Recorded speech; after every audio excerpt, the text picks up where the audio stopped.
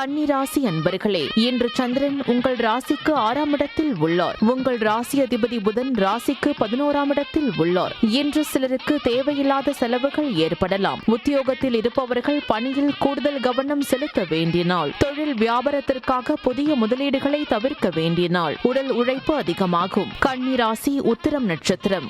இன்று திருமணம் சம்பந்தப்பட்ட பேச்சுவார்த்தை சற்று தாமதமாகும். அலுவலகத்தில் வீண் வாதங்களை தவிர்க்க வேண்டிய நாள். நண்பர்கள் உறவினர்கள் மூலம் அனுகூலம் உண்டாகும். உடல் ஆரோக்கியத்தில் முன்னேற்றம் உண்டாகும். கன்னி ராசி அஸ்தம் நட்சத்திரம்.